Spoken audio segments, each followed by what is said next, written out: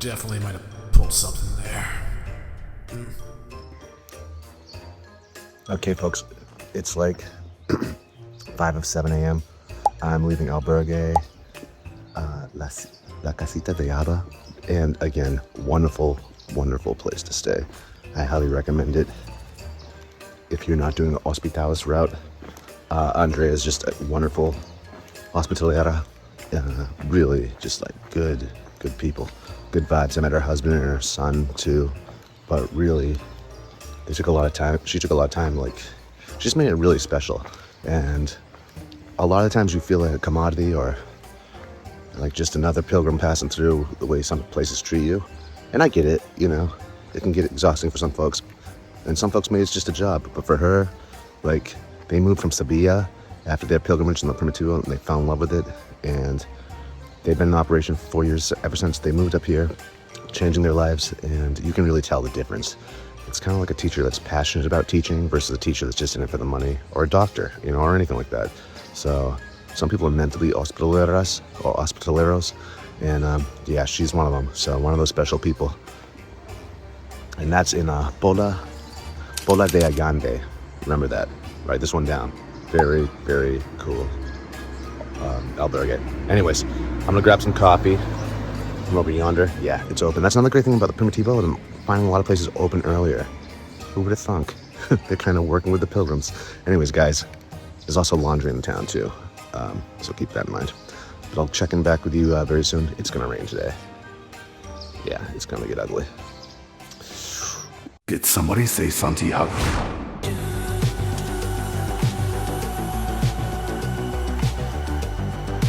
Smoke!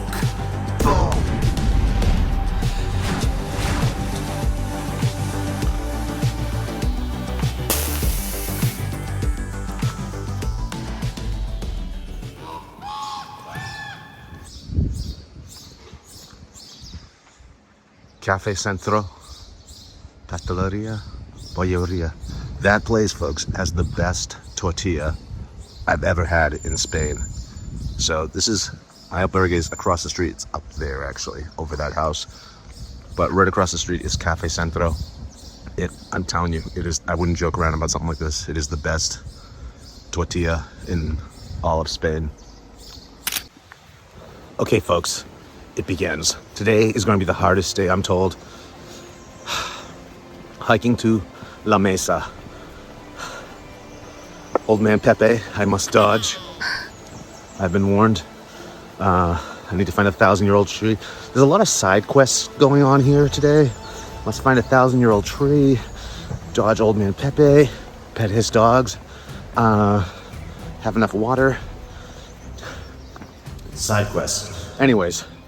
So hiking out of here, this is going to be the biggest, toughest day. Not longest. Yesterday was the longest, I'm told.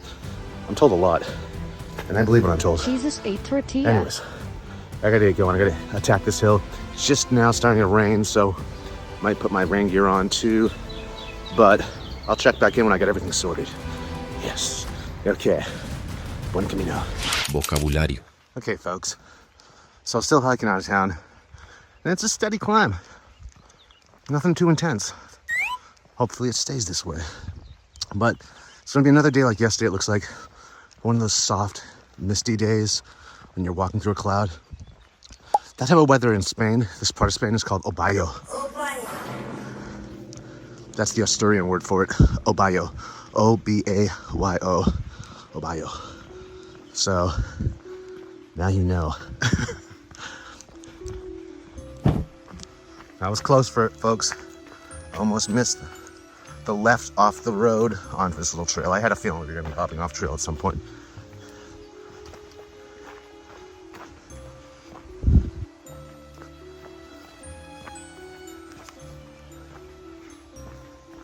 It was really reassuring, though, talking to the hospital there last night, Andrea, about the differences between all the different caminos. And obviously, she would agree with me, being that she experienced the Primitivo and decided to move here and start an albergue. But it really is like, I am absolutely loving this. I liked my first Frances. I like my second too, but this is a whole different vibe. This is the vibe I thought I was gonna get on my first Frances, which was wonderful. It was great. I love my Camino family from the first trip and everything. That was more about people. Well, the history and mystery is there, but it was a lot of folks, a lot of people. And I'm a social guy, but there's something about experiencing this magical land alone a lot of the time. Granted, I'm hiking with people as well, but it's just a different vibe. Like after my second Frances, it wasn't the same. You can never really repeat the first time. I think I was trying to. So I was a little disappointed. This, however, totally its own thing. I love it. Well, this is horrifying. Why is it horrifying? Because I'm going down. And this is supposed to be the hardest day of going up. So, I hate doing that at the base of the mountain because I know I'm gonna have to climb over that.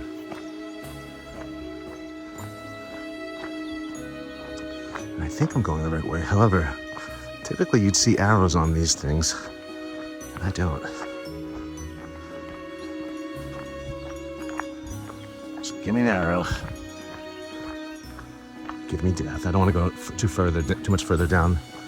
I'm gonna check my map real quick. Dame un segundo, por favor. No? Es correcto.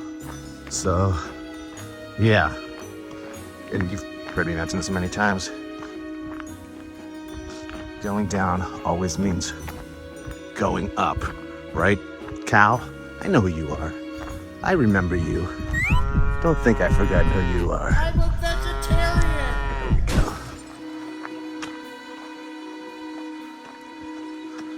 I hope this isn't a drastic or dramatic run up the hill as it was yesterday and the day before. There are no rest days, really. I mean, if you're out of shape and have a low level of fitness, I won't say poor, I'll just say low level of fitness, because you could be a strong person. At the very least, have a strong personality, which I'm told I have. But if that's the case and you have, there we go, and you have time for this trip, you can take rest days every couple of days, every other day.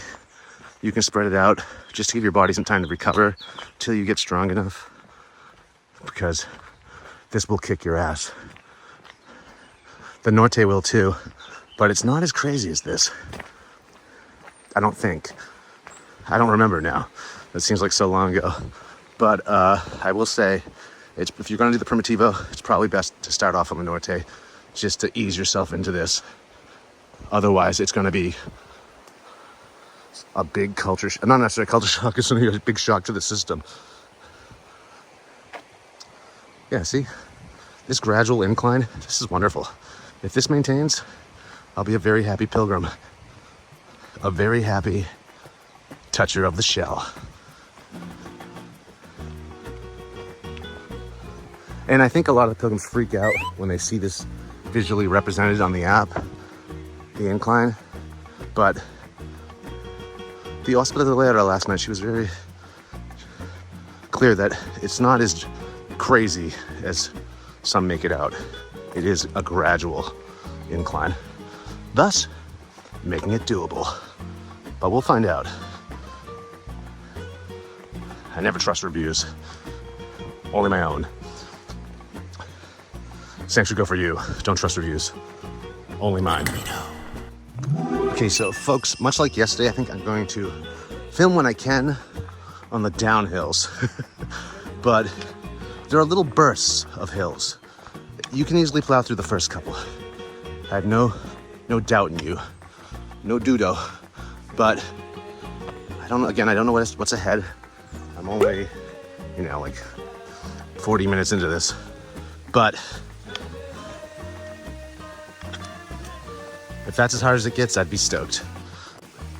If they're like little burst hills, I like the burst hills. I hate the burst hills. I hate all hills, but I'm built for them regardless. How I feel about them. But, and lots of butts. As P.B. Herman once said, everyone has a big butt in their life. Let's talk about your big butt. Words of wisdom right there, folks. And my big butt is, but I'm not sure. I'm not sure. So, granted for you, there'll be a lot of value in this because you'll be watching this beforehand. My big mistake when watching YouTube videos, and I always tell myself, take out the pad, take out the pen, just jot some stuff down. You don't even need to take out a pad and pen. You can use your notes on your phone and create a, page of notes called Trip 2025, Trip 2026, whatever, Primitivo. And just jot down places to stay, things you remember from all the videos you see, cool places. It's kind of like compiling your own guidebook. And granted, I do stuff like that. I do have notes I take beforehand, so I don't know what the hell I'm talking about. But my problem is pouring back over them while I'm on the Camino. As I've mentioned in the past, the you off the Camino and the you on the Camino are two different animals. So in all the madness, it's tough to sit down and even crack open a guidebook. Never mind the chicken scratch notes you took. But luckily I've done it here and there. But I was never the best note taker. So I just kind of let them wash over me. So that's today's tip. Write them so you can read them when you're on the Camino. Maybe short little blurbs underneath different headings of different towns. If you're following the stages, you may often miss those towns you've written about that are happening in between the stages because you're only focusing on the stage towns. So that's another good tip. When you're looking at stages during the course of the day, look at all the towns in between too, if they're sandwiched in between those stages. And maybe before you leave, and put an asterisk next to those names on the notes where cool places are to check out, just so you know it's in between stages and what stages they're in between. That's been my Achilles heel in planning. And I think it's a damn good tip. So I'll be applying that next. I guess pretty much approach it like you're writing a guidebook. Again, you're writing your own guidebook. You don't need to release it. You don't need to sell it. You just need to write a guidebook specifically for you, written the way you read, laid out the way you like things laid out. Easy to remember. You could even include pictures in those notes. That's right, just copy and paste them, folks. Whatever you need to do. Okay, I think I am going up a hill around this bend, so I may have to put you back in my pocket. Like the naughty little pilgrim you are. I don't know, I'm sorry, it's early. I can't blame hunger on that. Look at this. Yeah, it's going up, folks. Okay, I'll check back in a few. Whew.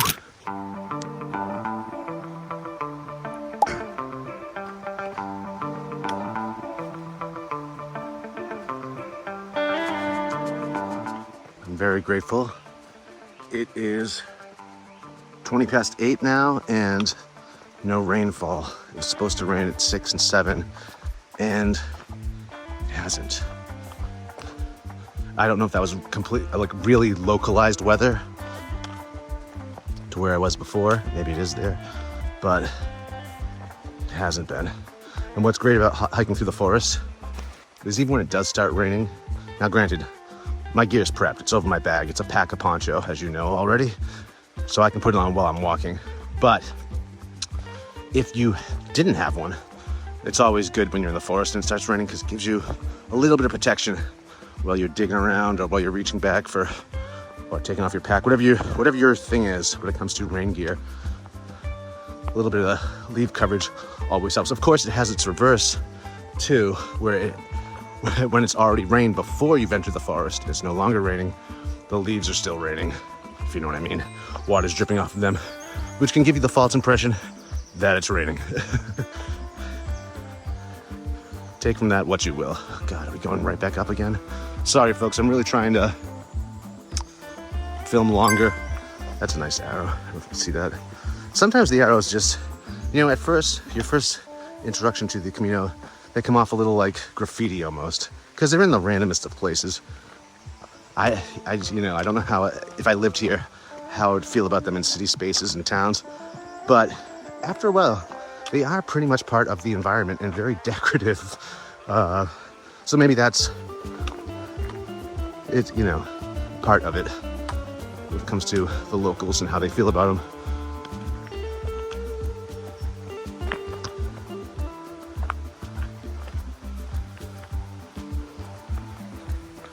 Be careful though, hiking up. In yesterday's stage, there was some hills that had rebarb sticking out.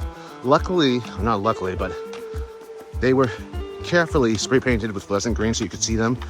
Before that though, they must have been very difficult to see. And I don't know if they were handholds or they were once holding up stairs, but they're just sticking out of the ground and you could easily step on them, probably through them. So keep an eye on for stuff like that, because maybe they caught some of it with the fluorescent paint and maybe they missed some of the others. This is beautiful. Almost looks like the sun wants to come out. Maybe we'll see some sun today. I hope so. I hope so, not only for myself, but for the people that chose to go the Hospitalis route.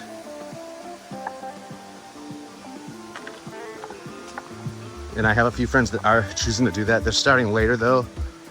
Their idea was to sleep through the storm and hike up afterwards.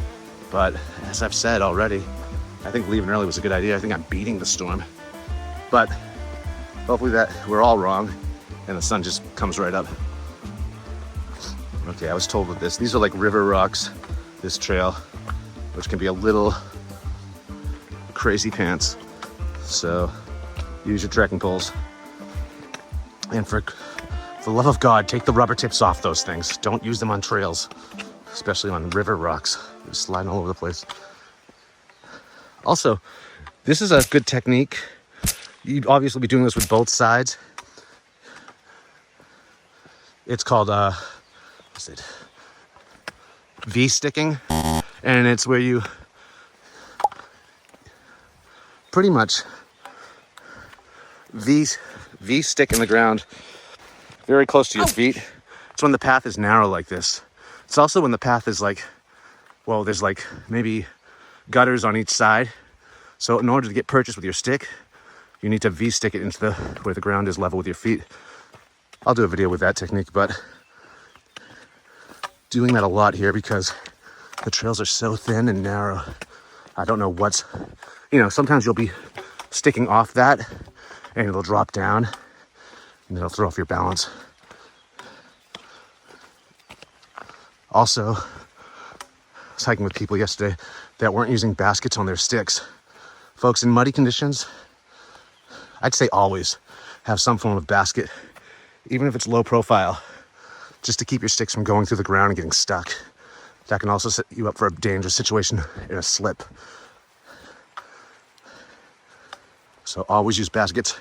If you don't have any, buy some at Decathlon or somewhere.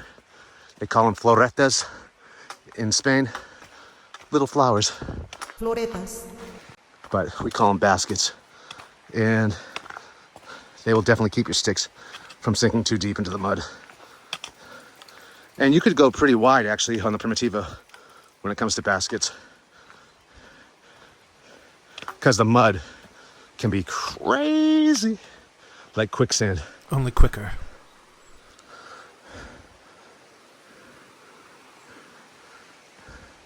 This is beautiful. I'm currently listening to a book on audiobooks, not Audible, but audiobooks. I'll give you the name of it later. But it takes place so far in Oviedo and talks about the shroud there. Oh, I know those people up ahead.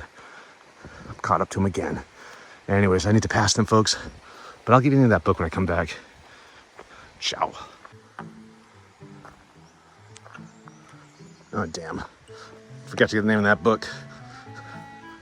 I will, folks. So far, it's been pretty okay. Not the best. Also, in that vein of Da Vinci Code, I don't know why. I think I'm being... the algorithm on these audio things think they know me. Maybe they do. But they keep... Well, what it is, I'm searching for, some page turners, but also I'm also looking for Camino stuff. And I think that's what's going on. It's combining the two. And that's fine with me, because this gives you a history of the shroud in Oviedo and whatnot. And it's, if you can get your history and even your Spanish lessons with a spoonful of sugar, all the better, right? Seems like less work. And Also makes sticking your head a little bit better.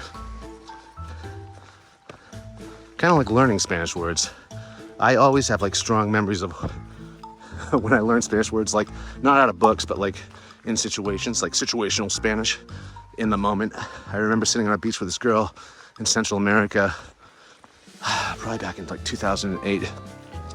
She didn't speak a lick of English, and I spoke very, very little Spanish at the time. And there was a dog that came up to us, and it had all types of, crust in its eyes.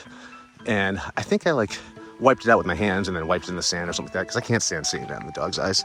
And she goes, guacala. And I like stopped her. I was like, guacala? It's like, what's that? Guacala? And come to find out, it means it's pretty much gross.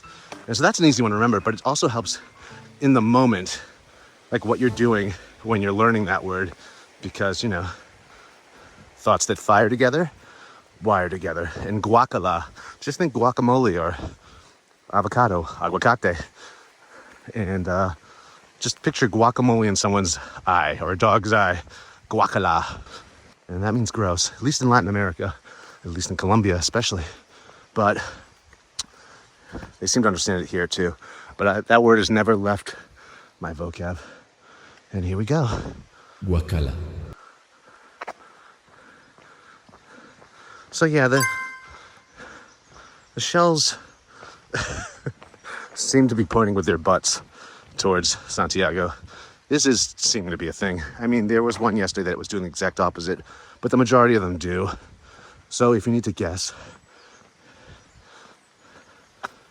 if you're in that situation, you can bet on the butt of the shell. Just to keep with the butt theme of today, the big butt theme. Oh God, here's a big hill theme happening as well.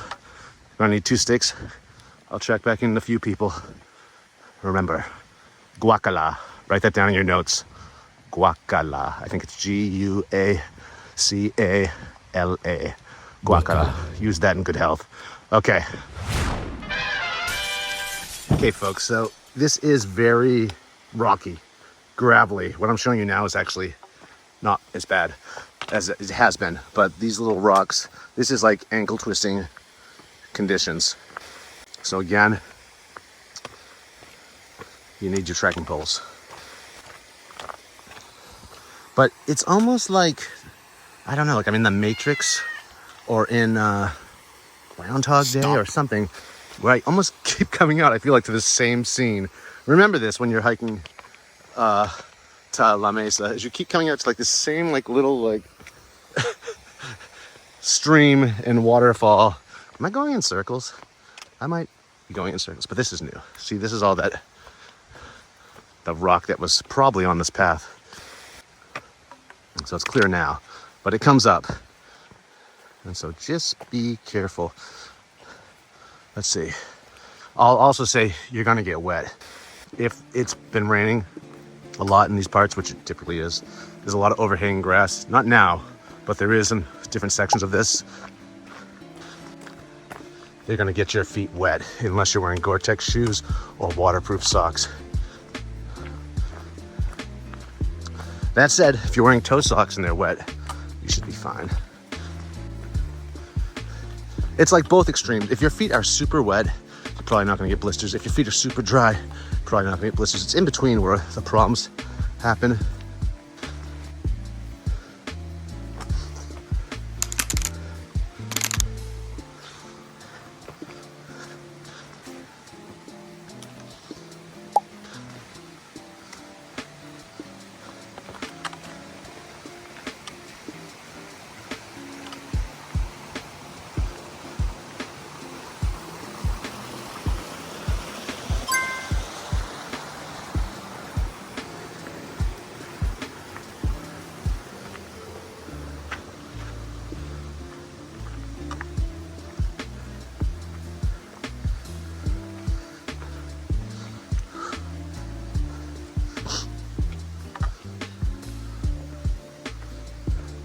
These could easily be riverbeds I'm hiking in. I bet at some point they are in times of flooding.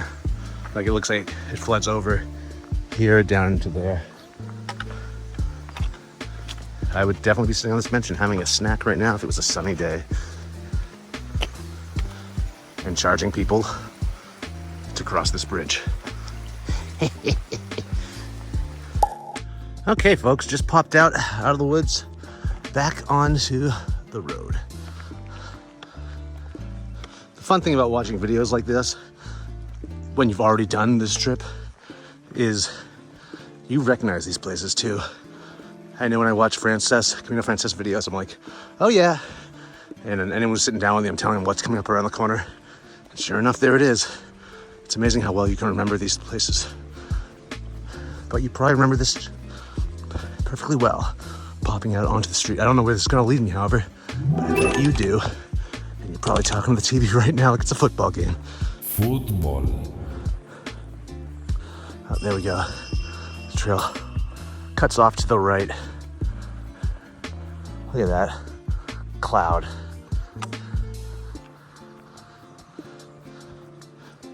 It's right above me. I think it's gonna be wet up there, folks. What do you think? I will say I am sweating, but I'm wearing a thin wool shirt right now, so it's keeping me warm. Also, yesterday was quite cold. I was wearing a synthetic kettle shirt.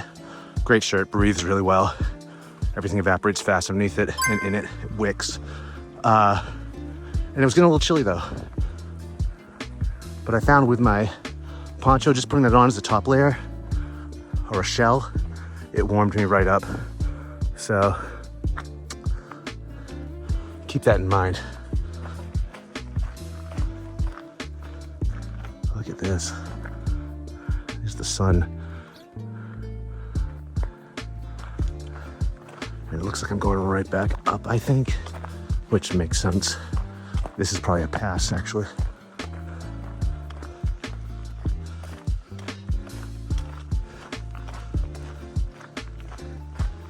Oh, the horses know where this place is.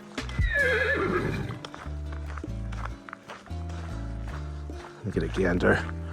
How steep this is. This will dictate whether you're going back in my pocket or... Yeah, I think this is gonna get pretty steep.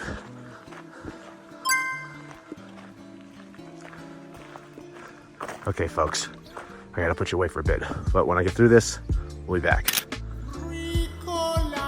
Okay, it's been a little bit of a climb, folks. Look at this. This cloud is resting right in this valley. And I'm ascending up into it.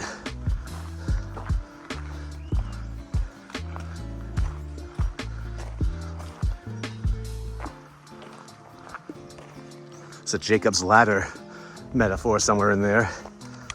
And Santiago means Jacob. So that irony's not lost on me. Was that profound? Sorry. That's a continuation from the Norte series.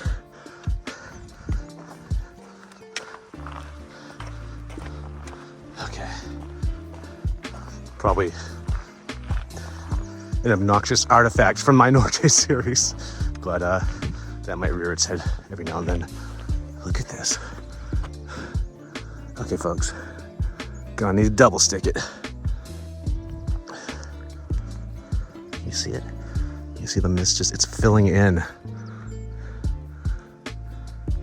In another few minutes, I'm not gonna be able to see. Okay, wish me luck. Ooh, almost just took a step off that the wrong way.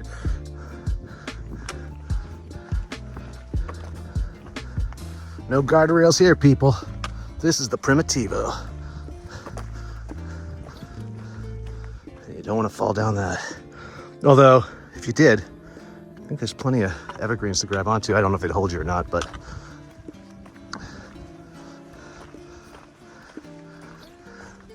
Look at this. The forest is like welcoming me.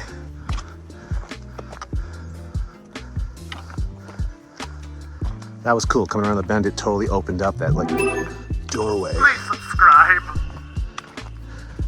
The hospital there said this region that we'd be going through today is very mystical. That might have been her exact words, which is funny because those are my exact words yesterday. Mystical and magical. And she also brought up fairies. I mean, as one does after you mention mystical. I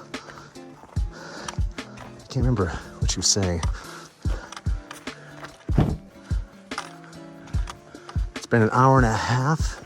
Actually, it's probably been a little more. I started my watch late, so it's probably been an hour and 45 minutes.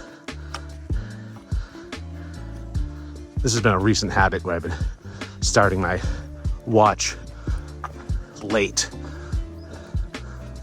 Usually when I've already conquered the first hill out of town. And this cloud is chasing me. It is getting so close. I will be in that in a second as I keep moving. That said, I'm gonna let you guys go. Try to race this cloud. I'll be erased by the cloud. Well, folks, there's still climbing to go, but here's a fountain. It's non-potable though, so don't drink this stuff.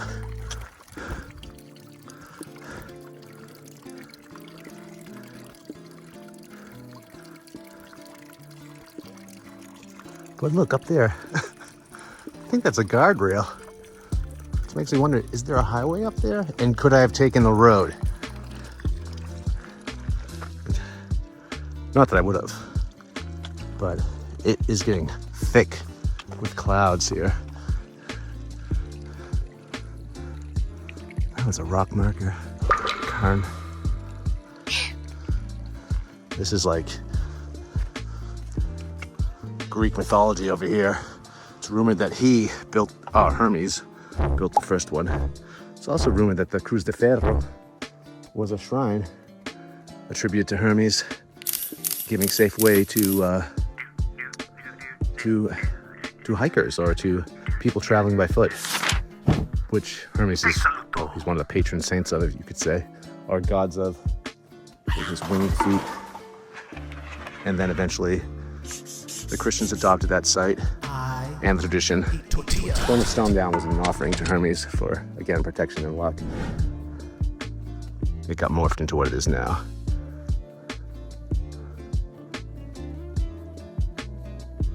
Okay. That's what we're doing. We're going up here. It's not so bad. Hopefully this is it. I doubt it is, but hopefully. Okay, that cloud is getting closer. I'm gonna be walking into the cloud up there. You see that? It's beating me. It's gonna win this one. So I just passed a stake in the ground with an arrow on it. Like literally, just passed one. Here's another one. This is important, folks. It kind of reminds me of the Frances. There was one section covered in fog where there were no markers. And if there were, the fog was so thick, you couldn't see them. But this is important. They know there's clouds up here and you'll be walking through them. So to have these markers every few feet should guide you through. Again, mad props. Can I say that? Do the kids still say that? Mad props to whoever put the Primitivo together.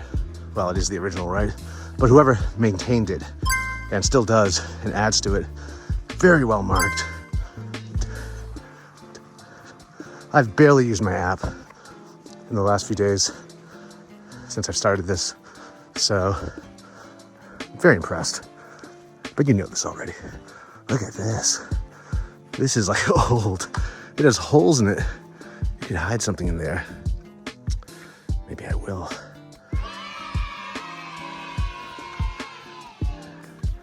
Maybe I won't. Okay, folks. Kind of want to take a picture of this, so I'll be right back. And I hear cattle. Hear the bells? They're over there in the clouds somewhere. Camino de los Derechos Humanos. This is for straight humans, people. Route to... Oh, it's human rights, never mind.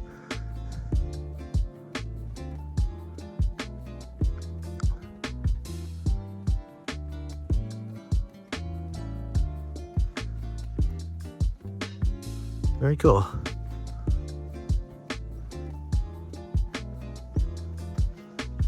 I hope this is the last of it. Maybe it's down after this. Let's see what the map says. I'm schwitzen.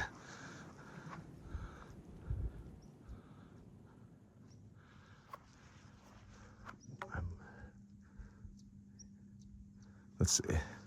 Okay, there we go. Usted está aquí. So we are here.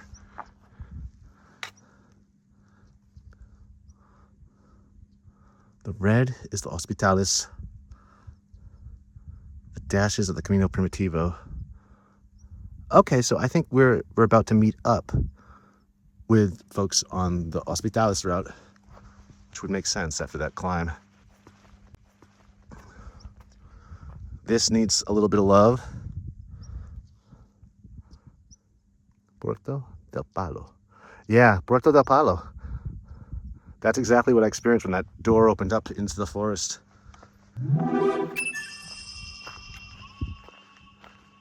Forest gate, tree gate, tree gate. It's when the Camino Primitivo meets Stargate,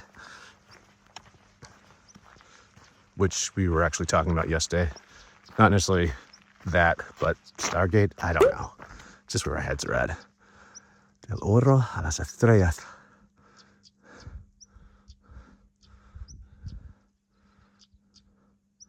Okay, folks. No time to dilly-dally. We gotta beat this storm. We gotta beat the clouds.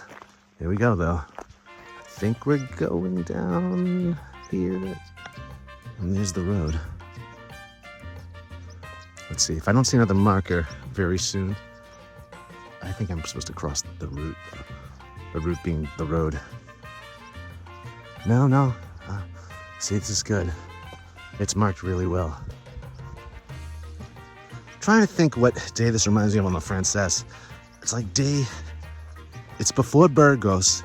It's like 1 or 2 stages before Burgos. I can't remember the name of the town. But getting out of there was like this. You actually go by a military zone.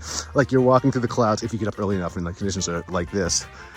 Suddenly this barbed wire fence pops out of nowhere and it says military zone. And you're like, oh God, am I walking through a minefield?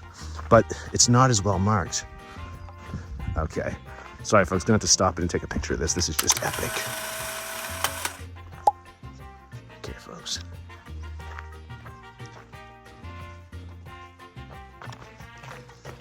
I'll also say I've been getting a little spoiled by the laundromats that are so close to wherever you're staying on the Primitivo. It really is awesome. And that's only because on the Norte, and I mentioned this in all the Norte videos, probably on a daily basis, clothes do not dry at the same rate they did on the Camino Frances. Camino Frances could take a little bit, but they'd get dry before you woke up the next day. More often than not. Sometimes you had to clip your socks to your bag or your towel or whatever. But on the Norte, they just weren't drying as fast, and I think a lot of it had to do with the ocean air. But here on the Primitivo, kind of similar, and I think it just has to do with the fact that you're always in the cloud. And I don't know, if you're wearing wicking clothing, it might be working against itself sometimes while it's drying, where the energetics behind it are pulling the moisture in through the interior of the clothing and trying to push it out. That said, there might be a good and a bad way to dry technical gear. You might want to pull it inside out or not pull it inside out while you're drying it. I don't know. I need to look more into that, but I've been speculating. I've been having thinks on that, if you will. So stuff's not drying as fast. So to have a washer and dryer, it really, in under an hour, you can wash all the clothes you need to and dry them. And you may have to put the socks and some other things in the dryer a little bit longer, another 10 minutes more, but it's really awesome having dry clothes the next day. And now that I've brought less clothing with me than I did on the last 2 Caminos, just because I really want to do it with less weight. Every Camino I try, actually no, the first Camino, I had stuff, I had things. Second Camino, I had more things though. Both of those Caminos, I sent stuff home within the first week. Know that you can do that too, but I think the best advice is to bring the things you know you can't get here, but the things you can get here, like maybe even some extra clothes, which you can get at Decathlon, don't bring with you.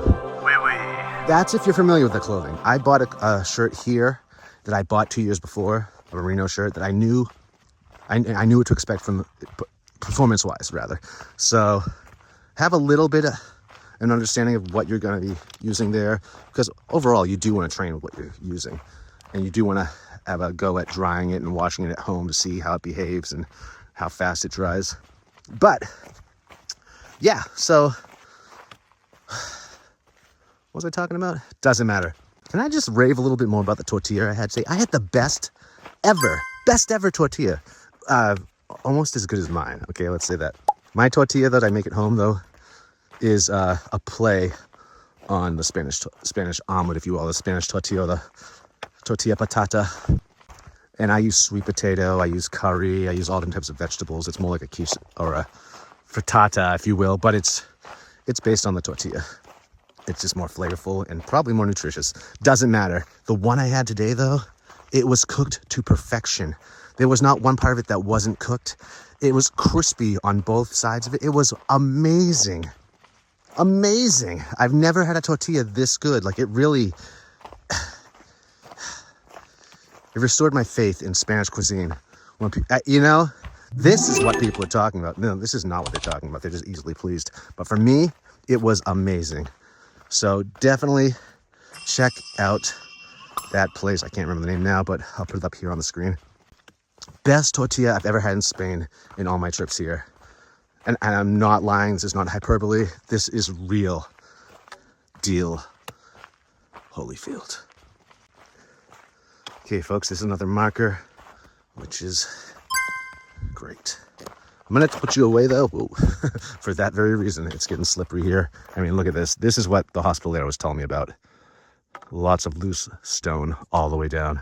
So, and also, look at this cloud. Okay, just passed over a highway, and now we're going down again. Path is a little bit better just because it's, well, as you can see, there's two parts to it. Usually when there's a higher part to the path that doesn't have stones on it. This is like the rainy day path. Usually all of a sudden will get muddy and people will carve out another path. Like you see that out ahead. Guarantee there's pools and puddles over here, and so it splits off.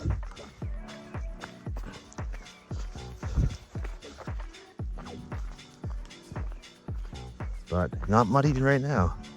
Knock on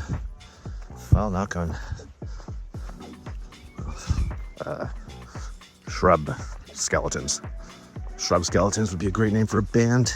Just putting that out there. The Shrub Skeletons. Could be like a rockabilly band.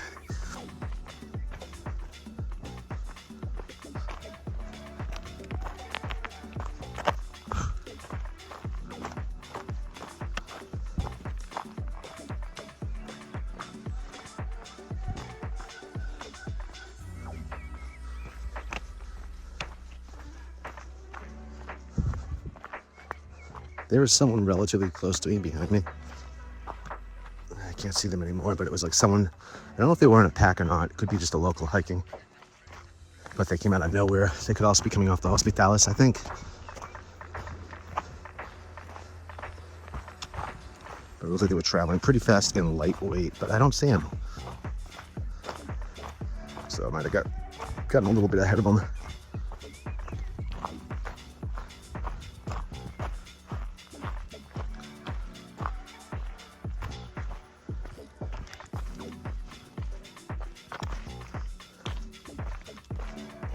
I like starting out early, even though these are short stages and you tend to get the other stages pretty quick. A lot of the albergues are open when you get there. On the Frances, they make you wait till like 2 or 3. Even on the Norte, they make you wait. But here, the hotels, the albergues, everything is usually ready when you get there. So it's awesome. Again, I don't know how long it's going to be like this awesome, because I foresee the next 5 years it becoming even more popular. I don't know if that's a good or bad thing. When it comes to support, it's probably a good thing, but level, or rather quality of support, might change. but it's pretty sweet right now. On the next dry day I need to do some maintenance on my shoes. These Topos, they last pretty well, or last pretty long. They've definitely survived the Frances. First one, they got a little beat up because I wasn't taking care of them. Second one, I was on top of my game. Third, this one, the Norte, it's just different terrain and the weather hasn't let up. When you hike through a week worth of water and rain, the integrity of the inside of the shoe is gonna be challenged a lot. It's gonna soften and weaken. So you might see micro tears and whatnot. So I need to tape them up with some cloth tape when I can, with some patches that is designed for that. So it's not gonna like come off. But it hasn't been dry enough to do that, and I can't fix wet shoes. They also make like a shoe glue, not to be confused with shoe goo, but this other type of gear glue that works in, I'm not sure the size of the tube, but if it's small enough, you could bring that with you. I'm just a little apprehensive about packing glue just in case it bursts. That's something you don't want. I mean, you don't even want a camelback bursting, never mind a small tube of glue in your pack. So if it's strong enough, and if you may put in enough Ziploc bags that you feel safe with, you could bring that, and that might make for good shoe repair. I don't know if they do like a marine version, something that'll set on wet material or wet gear, like a 2-part epoxy, but they just might have something like that out there. I would think so.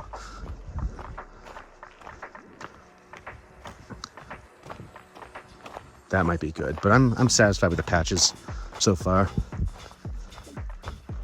And I already do have some of these shoes.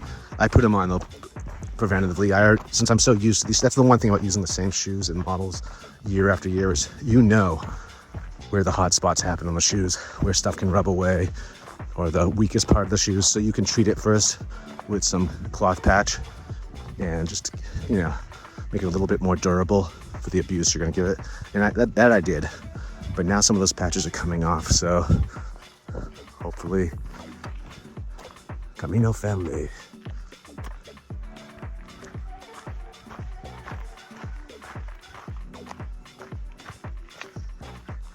This reminds me of the path of the Cruz de Ferro in the spring.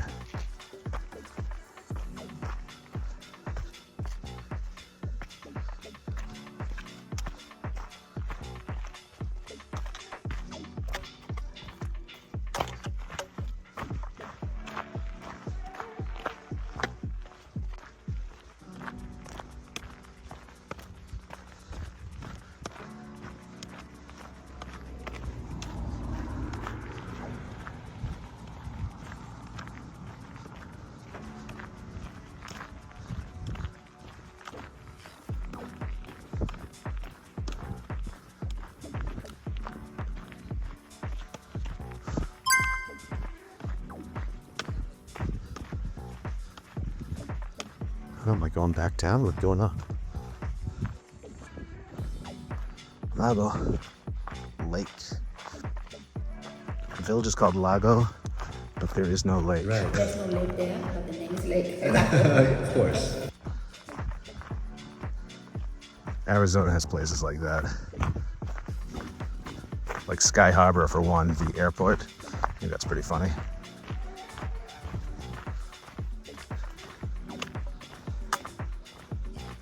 Look at down there. This is a drop through the briars.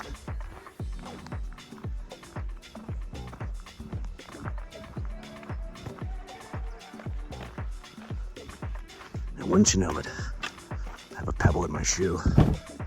Okay, I think this is my side quest.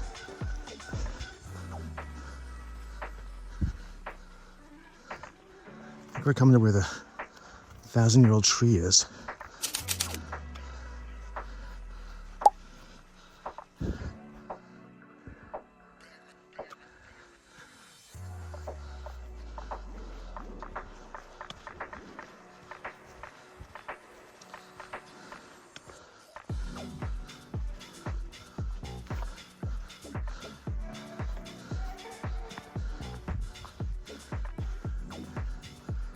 Tucked into the quiet hills of the Camino Primitivo, Monte Furado is a lonely, breathtaking village where time seems to cling to the slate like moss. Surrounded by misty green valleys and rugged terrain, this hidden gem offers pilgrims a moment of true stillness. Its slate-built houses, weathered and beautiful, speak to centuries of endurance in the face of all elements. Barely see in there. It's a little shrine. At its heart lies the Chapel of Santiago, You can't see it.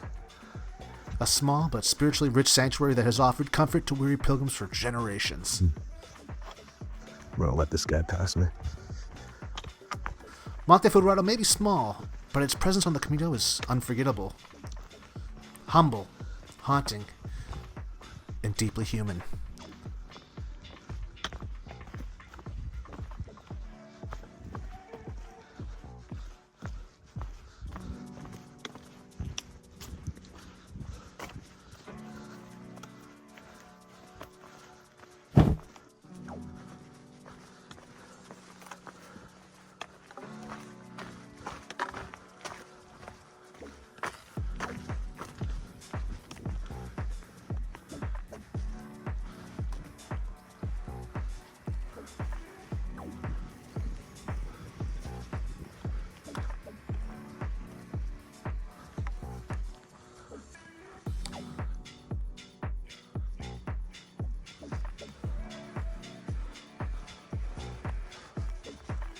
Someone's living up here, I think. Let's get out of here. It's starting to creep me out.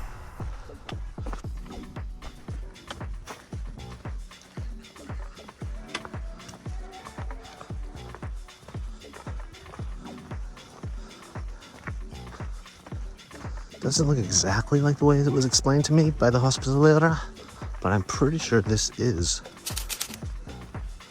Just looking for the well. That might be the well right there.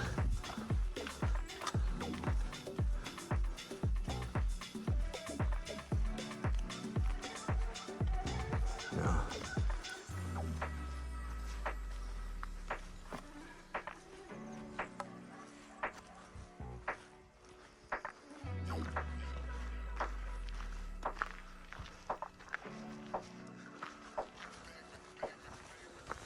thought I'm supposed to go past a church. You know what? Maybe that's in the next part. Maybe I'm. Look at this.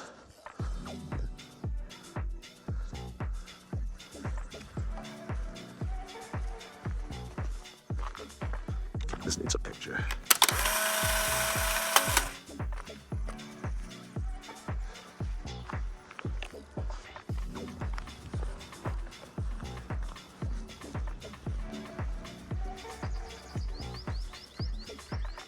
I don't know what happened to that pilgrim that was behind me. He must have stopped also and he's checking it out. Older gentleman though. But he's moving pretty fast. That's the one thing about it is the old guys on this trail, or the old people on this, are the older folks. Not to put anyone down. They move fast and they're strong. I mean, if you've signed up for the Primitivo, hopefully you've done your homework. I don't know where this tree is. I don't think it's over here. Because I also didn't see a broken fountain either. That's what it is. It's not a well, it's a broken fountain. Okay, hopefully I didn't miss that tree. If I did, let me know in the comments below. Okay, folks. Back to 2 sticks. Had to squeeze through one of those pilgrim trap fences. But this is where it's put me out on.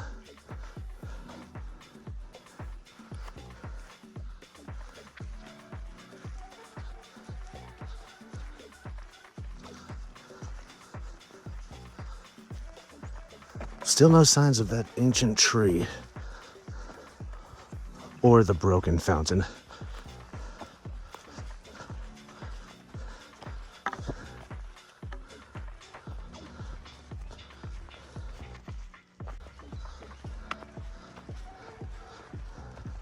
That's a shame though, because on a hot day, that point is probably where you're gonna want to take a long cold drink of something. Ay, por Dios. if you haven't brought enough water with you. And I will say, people are saying that you need to bring a lot of water. I've only been filling my bottle up halfway to keep the weight down. Granted, the weather has been cooler and overcast. In the summer, it is the summer.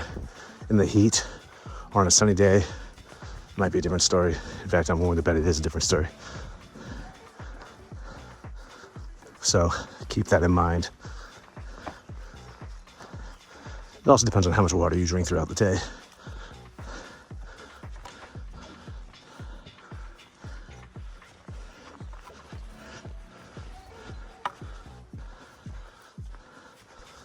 That said, I am going to take a salt tablet in a second and a few swigs.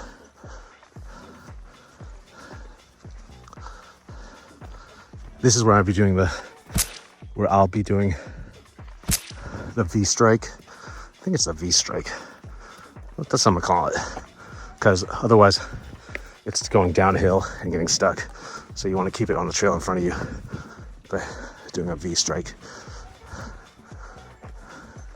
Well, it would be a V if I was using both hands. See how it drops down there? You want to be on the trail.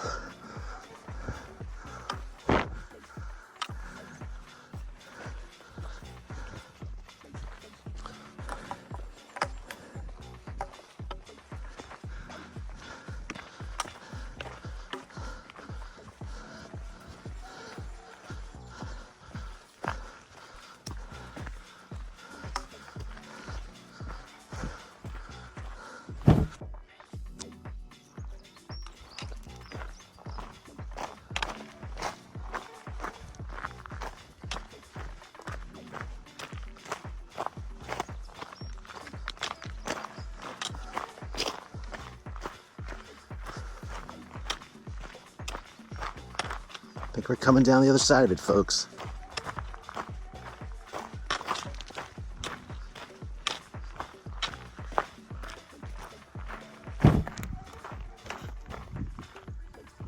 Well, I seem to have really shaken that other pilgrim. I don't know where he is, but he once was close. But no mas. Yeah. I still think I'm going over what we see ahead. I don't think this is all the way down. I could be wrong. I hope I'm wrong. Let's get that straight. But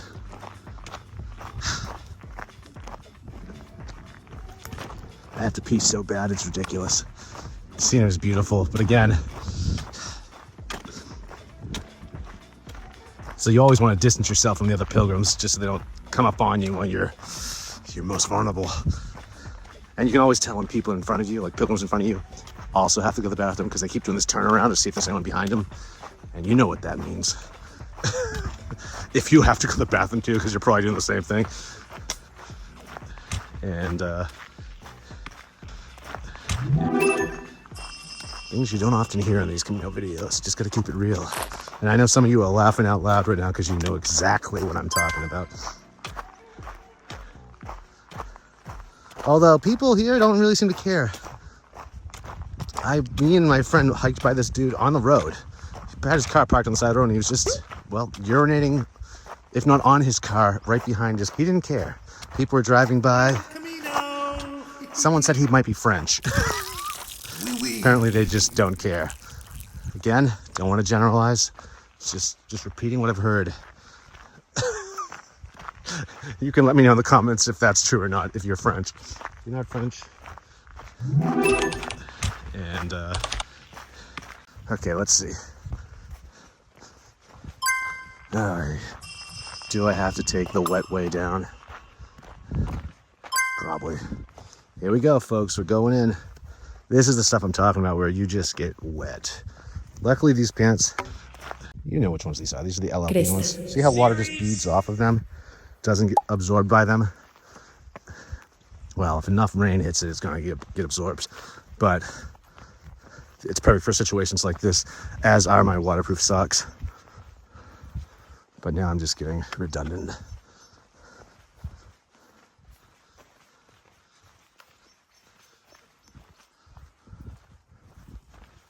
This is beautiful though. It's wet, it's cold, but it is beautiful. And the shower's gonna feel great tonight. I hope my albergue is. I guess I haven't really been disappointed ever on the Primitivo when it comes to albergues. So I think tonight we're gonna be just as pleased. Even the Donativos I stayed at.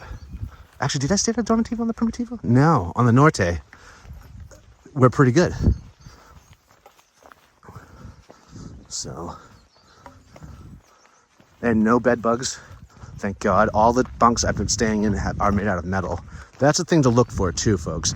Remember, if you're looking at an albergue, you can actually look at the beds before you commit. So remember that. It's like a hotel. Like, you can look. You're paying for this, so you can look. If they're made out of wood and there's a lot of wood and woodwork around it, maybe move on to the next one. Or if they're close, a few in town, check them all out first. You really want the ones with the metal bunks. Those are the safest when it comes to bed bugs. Also, sealed mattresses are the way to go as well. But you really inspect them. It doesn't hurt, especially if you've experienced bed bugs, you know. So I've done that in the past. I've checked them out before I've committed. You feel like a schmuck, but I'm telling you, it's just better than dealing with bed bugs any day. And just don't let your guard down. Don't put stuff on the bed. Don't put your clothes out of the bed. Don't take all of your clothes out of the dry bags. You just act like the whole world is contaminated with bed bugs when treating your gear. Hey, Bob. And hopefully you'll never see them.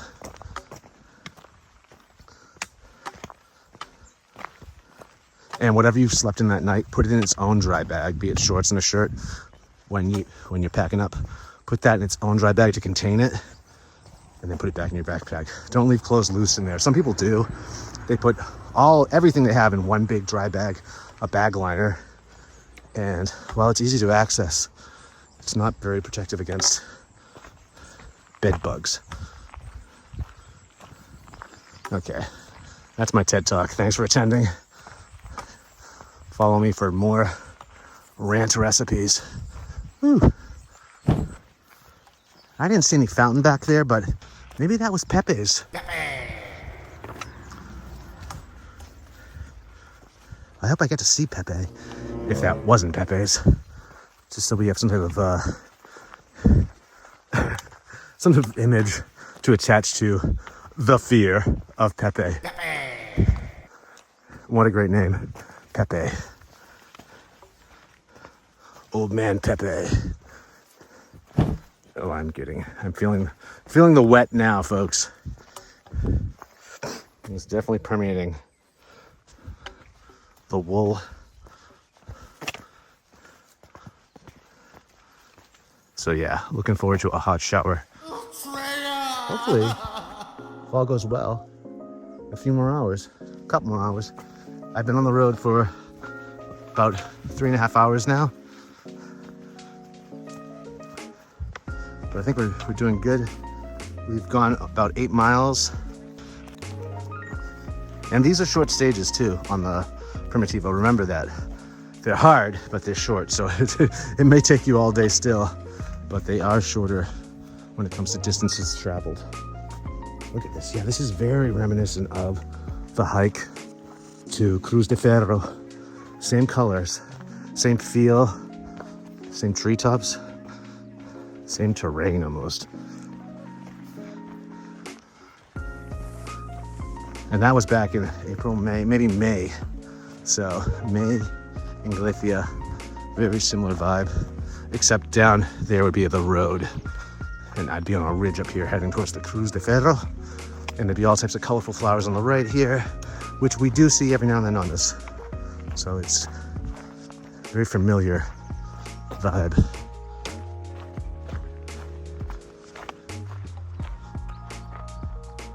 Just like anywhere else, you can hear there's a road somewhere nearby.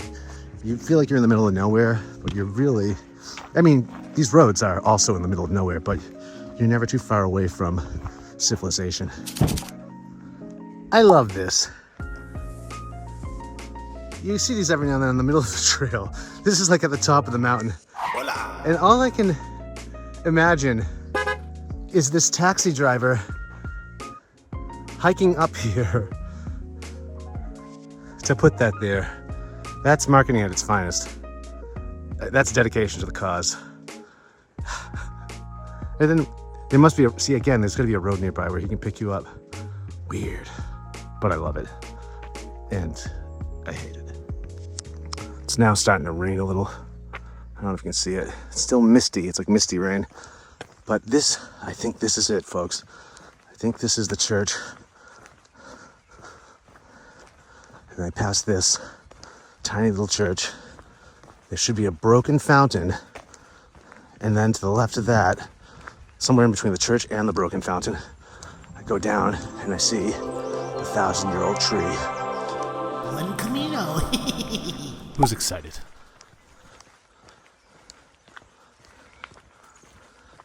So remember this, write this down. Take a screenshot of this, if this is in fact the case.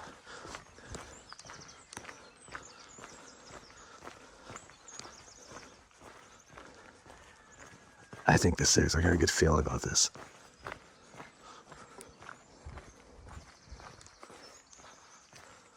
It's almost like snow. I don't know if you can see that. Yes, this is it. This has to be it. That's the fountain. Well, if you're watching, Andrea, thank you so much. Let's see if I can find this tree now. There it is. Tejo.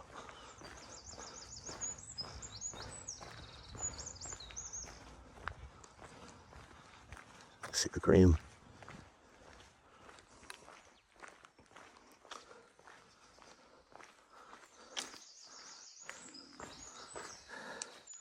Anyway, this church could be here because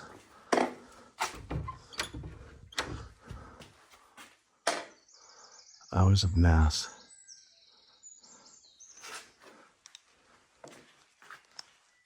This church could be here because it was a pagan site.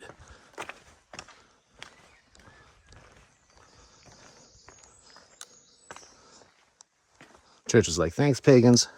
We'll take it from here. Oh, this is definitely... Not many people know about this. I didn't know about this.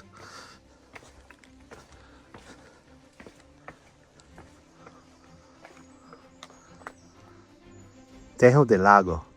Tree of the lake, or Tejo of the lake.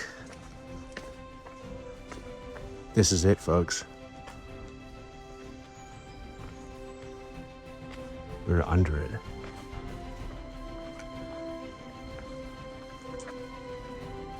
This is over 1,000 years old.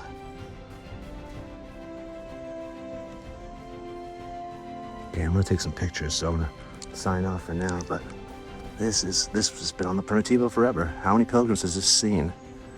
And how many pagan rituals and activities has this seen? And everything. How many people have been proposed to under here? What about climate? Hold my queries.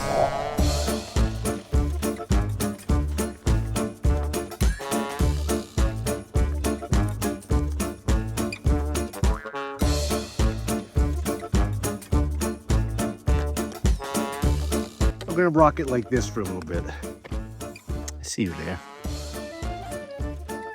What? Think? Huh? Bridesmaid? Handmaid's Tale? Handmaid's Tale? Handmaid's Tale. Okay, folks. Let's keep going before it gets wetter, right? It's really starting to storm now, people. But I'm entering the woods. The haunted woods. Just pull back. And here we go. Had to plug my charger in.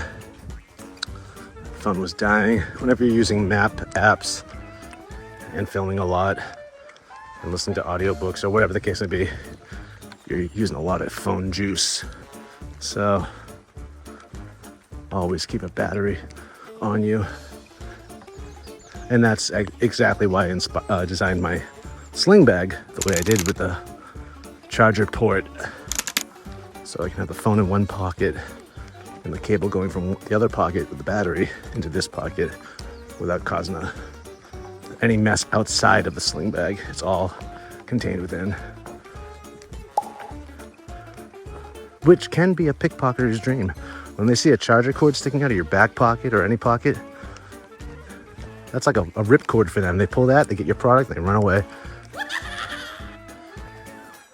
Happened to a friend of mine. So yeah, you want to keep your cords inside and zippered up. Of course, out here you probably see the pickpocketer coming from a mile away, at least.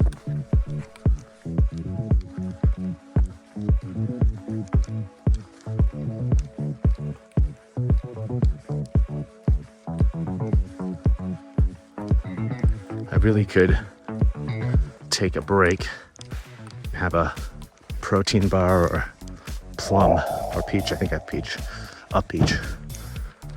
But everything's just so wet. So hopefully once I get through this, I'll find something. If I get spit back out on the road, maybe there'll be a bus stop I can sit in. No, folks, I'm not taking a bus anywhere.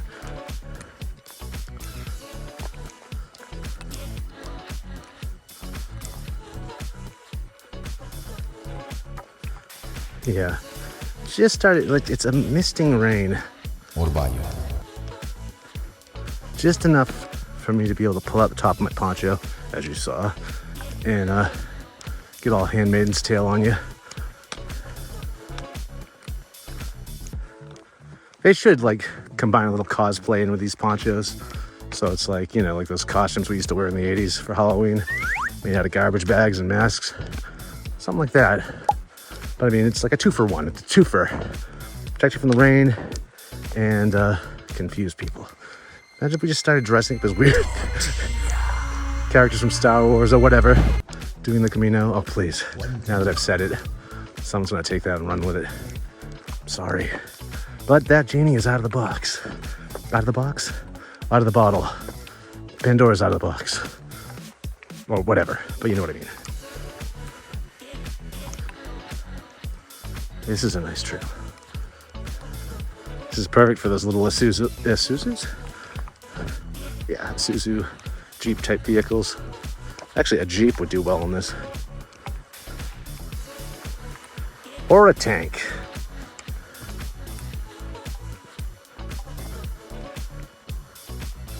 No cyclists today. I don't think I've seen one. Which is awesome. Not that I hate cyclists. I don't hate you. I just want you to use your bell. Don't sneak up on people.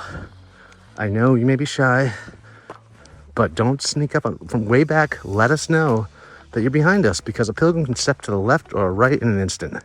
We're all in our heads while we're hiking here. We're unpredictable. So just give a little warning.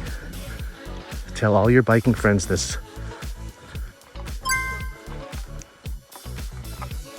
And that just continues on, but it looks like the trail bends this way. And it does.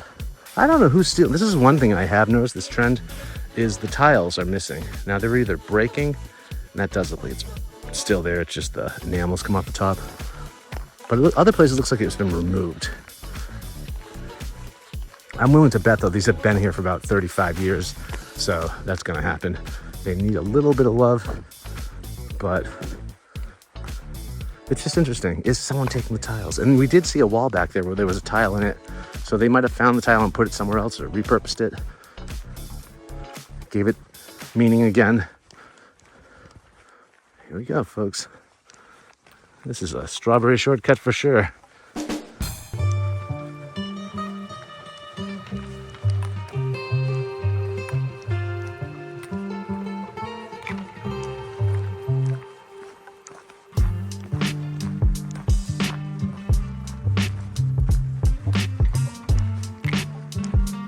I haven't seen many horses. I don't know if I've seen any horses.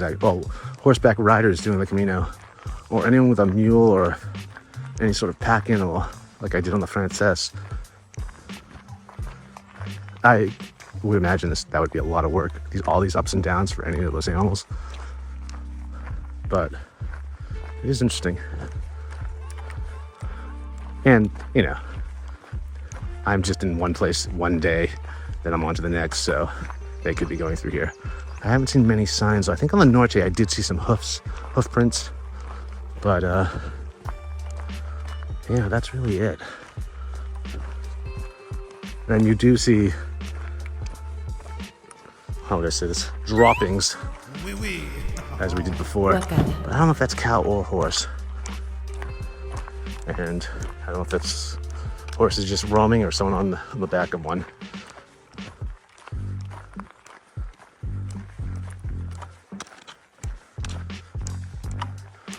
Okay, this is gonna go on for a little bit, it looks like. So I'm gonna put you away and we'll tune back in a little bit, but we're getting closer, folks, to La Mesa. And that will be our destination for today. And it is almost 11:30. So we've been hiking for about 4 hours now. That's a short day. So again, if you're strong and you're physically fit, and you have a good level of fitness, these are short stages. You'll power through them and you'll get to town early. And hopefully my observations are true and the albergues will be open and ready for us when we arrive early. I'll let you know if that's, by the end of the Camino, we'll have a better idea of that. But so far, that's been the case.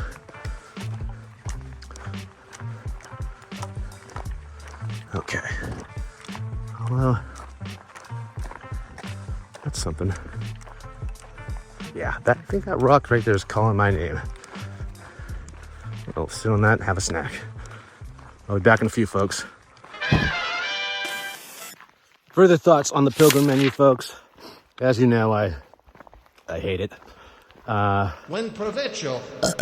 But you know, I'm trying to do them more, because it occurs to me that much like the Camino in itself is not about getting to Santiago, the Pilgrim menu is actually nothing about the menu, but about the pilgrims. And the pilgrims you'll meet while eating the Pilgrim menu. You know, it's about sitting down and breaking bread together. Huh? Doesn't get much more religious than that, right? Not necessarily religious, but communal. And so that's what it's really about.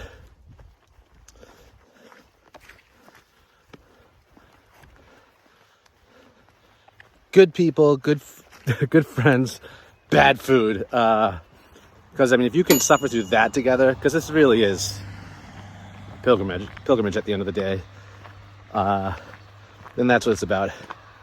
Solidarity as you chomp away the overcooked pasta, the bread on bread, the iceberg lettuce, onion, and overripened tomato. Choice of meat or no meat, but fried eggs on French fries, whatever the case would be. You know, one of those delicacies. Buen provecho. It's not about that. And so when I make fun of them, as I do, them being the foods, that says more about me than it actually does about not necessarily the food, but the process of participating in the Pilgrim menu. So take everything that I've said in the past. This isn't easy for me, but take everything I've said in the past about the Pilgrim menu and toss it out the window and just give it a go. Okay? Do it for me. Do it for the Gipper. Do it for whoever you need to do it for. But most importantly, do it for you. Because there is that whole communal element that I overlook. Yes, even I overlook things, folks. And it's just occurred to me. So, epiphany, if you will. But if you can find a good sushi joint or an Indian restaurant, hop on that. Here's a fine example of what I'm talking about. Just when you get comfortable with the butt of the shell pointing where you need to go, there it is telling me to go left, where this arrow is telling me to go straight.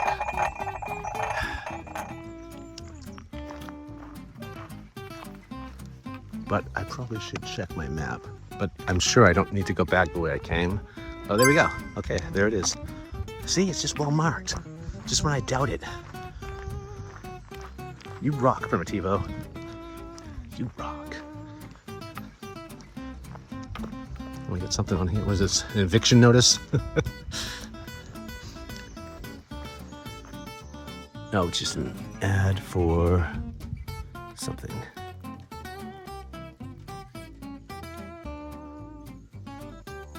Okay. Talking about the Pilgrim accommodations coming up in La Mesa and whatnot. And I should mention, my friend Roddy that said that was the cowboy that dealt with the cow for us yesterday. Now, mind you, we did lead it further up the hill this time before we bumped into Roddy, and that's when the cow turned itself around and got back on the field. But Roddy was like, I'll take care of this. He starts walking towards it, and that's when the cow corrected itself. So it looked like the cowboy did save the day. And you know, maybe he did. But he was humble enough to tell me about the painting the bullseye around the bullet holes. That was good, though.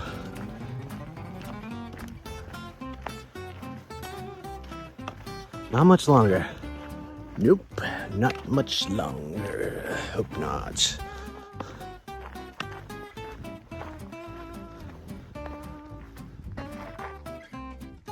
It's a nice tree. Looks familiar too. Where do we know this tree from?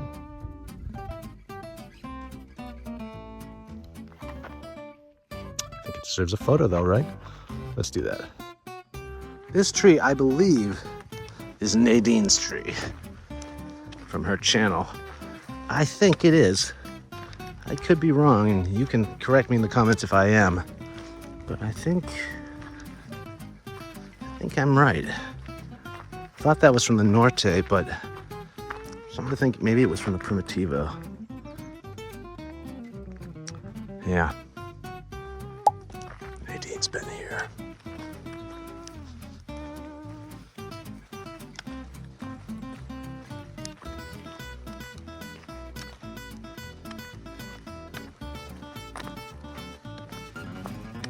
That's what that is helpful too, watching videos before you go of the places you will be.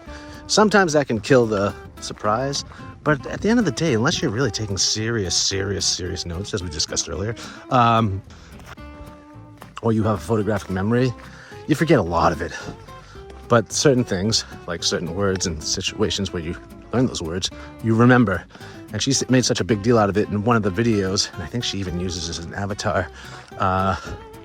That part remembers, and that part remembers. That part I remember. But again, I could be way off. I'm pretty sure, though, I'm not. But I did think that was on the Norte. I thought there was an ocean to the right, but it was probably just an ocean of fog like we're seeing now. I could easily tell you there's the ocean behind there. But then, it's really just a laughing cow. And there's milk running out of her nose. The laughing cow. Is that that's gotta be a bar or an ice cream parlor. Something.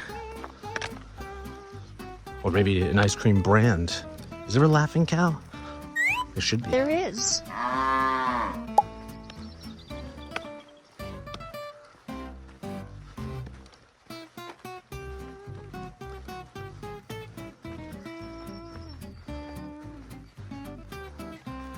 We've got to be almost to La Mesa. For the love of God. So yes, these stages are shorter, but as you've seen, they're pretty hardcore. That said, your feet will take a beating. I think that lace locks on your shoes Lock laces are the way to go. I laughed them off years ago. I was like, elastics. You want to wear elastics? Give me good old-fashioned shoelaces any day. But no, shoelaces can actually, I find, really bind your feet down. They don't move sometimes if you tie them right. Or is it right? Or is it wrong? Doesn't matter. But these are strong. They won't break, which I was afraid of. And they have a little give. So as your feet swell? As your feet swell... I'm swole. Are you swole? Yeah. As your feet swell, as I was saying, they have a little give, so they don't hurt you. You don't hurt the top of your feet. A problem my friend's facing right now with his laces. I actually have an extra pair of lock laces. I realize. I thought I was going to see him last night. I didn't. But if I see him today, I hope to. I'm going to give him a pack. Should be a real game changer for him because, yeah, they're just. I couldn't hike without these. They're really awesome. Plus, it keeps the laces out of the way. They never come untied.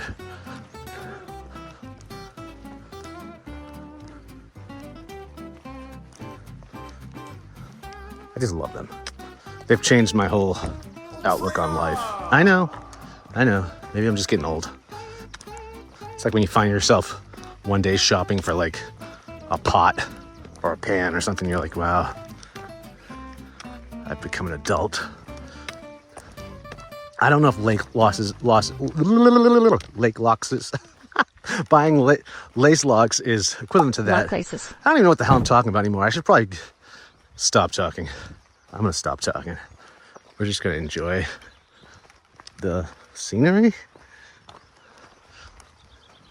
the mystical scenery, and sometimes farm equipment. Mystical farm equipment. This is the town or village right before La Mesa. So still got a little ways to go, probably another hour. It's 12, maybe I'll be there by 1. Or maybe sooner. But I know this is the village beforehand. So we'll check this out. There may be a bar open. I think there is. That means I can get a coffee in Aquarius. Again, I told so many people I wasn't going to do Aquarius this trip. I was going to try to just do straight up water, but gosh darn it, it's my body. It's not me.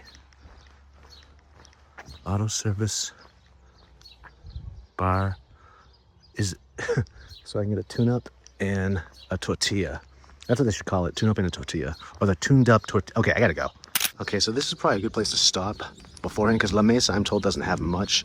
This auto servicio probably just means auto service. You do everything by yourself. It's a store, it's a tienda, it's a supermercado, it's a tiny one. So you might want to grab stuff here. And then there's a bar here. I'm gonna go in and grab some tortilla. Okay, folks, we're not fooling. This is the biggest coffee Americano I've ever seen. Today has been a day of firsts in Spain. That makes up for all the lack thereof bars and restaurants along the way.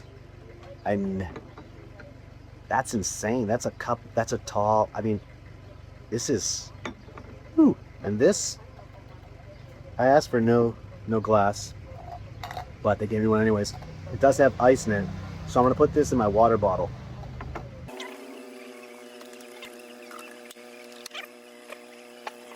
Big ice, folks, big ice. So maybe I will use a glass.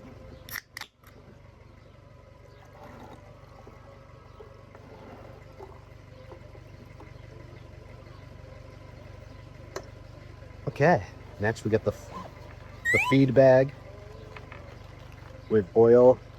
Yeah, it's going strong, folks. Oil and hot sauce. We're getting the treatment. It's a little warm.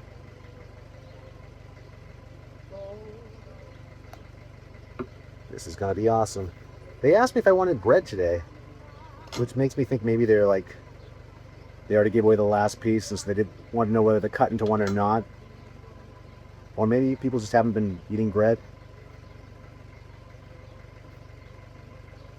This is stale. So they rummaged through the stale bread pile, I think.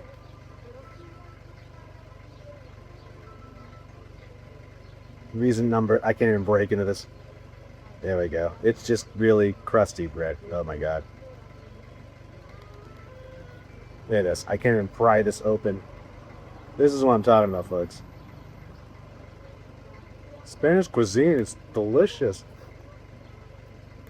I mean, how much evidence do we need? Anyways, the oil will help. That's the goal anyways.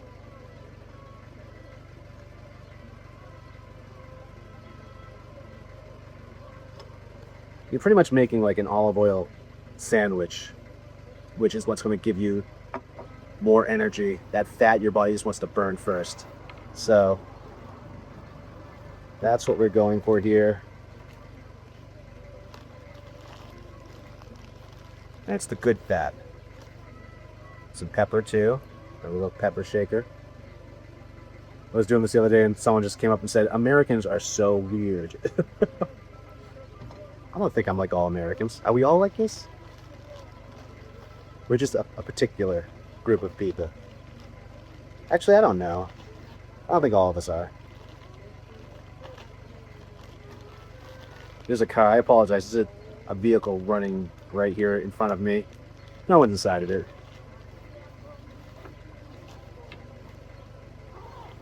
Just breathing in exhaust. Now you guys get to watch me breathe in exhaust. Oh, and let us not forget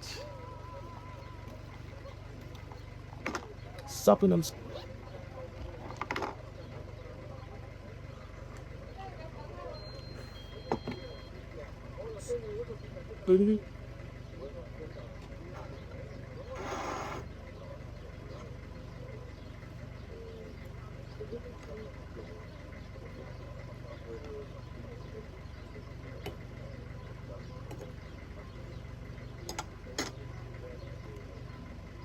It's average.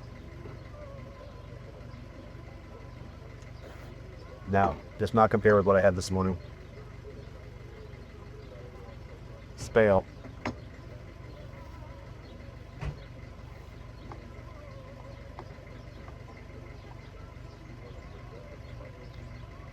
Some turmeric, zinc, probiotic,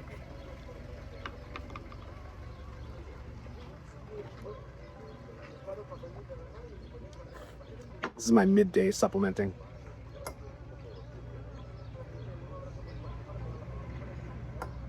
At home, unless it's a digestive probiotic, I don't take them every day. I don't really feel like you need to.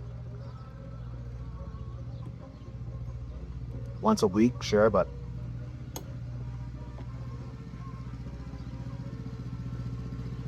I also have some echinacea. Lovely, here's another small engine. Oh, this is cute. You gotta see this.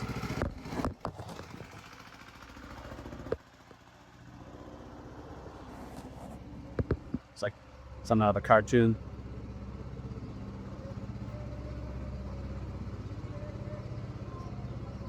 I almost feel like I wasted the oil on this bread.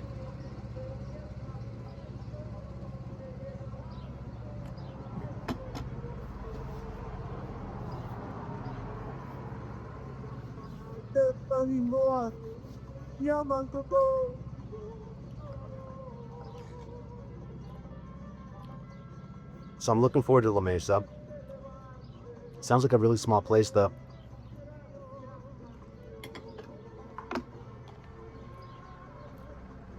I'll say this place is popular.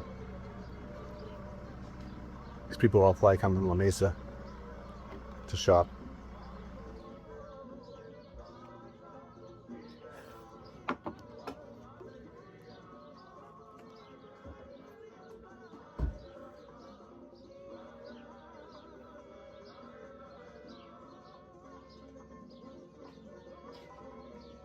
Set timer for 10 minutes.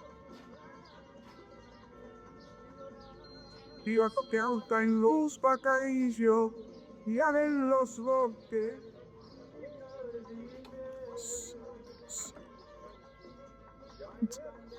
Viendo aroma y lo que va.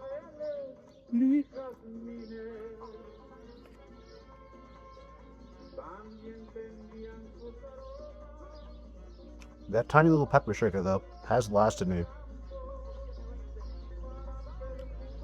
this entire trip. So you might just need that. You don't even need the packets. Well, I haven't, that's true though. I have been using packets also. A handful of pepper packets and one of those tiny things. Keep your eyes out open at hotels and stuff for those little tiny pepper and salt shakers. I wish it was refillable. Maybe I'll figure out a way to make it refillable.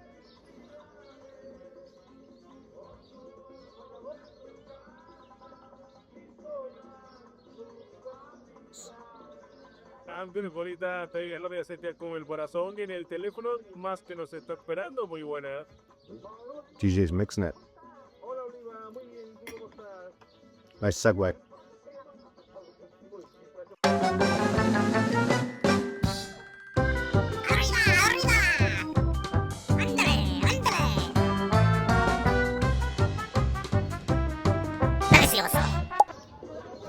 Okay, I'm gonna try to drink all that, and then we'll check back in once I go shopping at the little shop here for, I don't know, peanuts.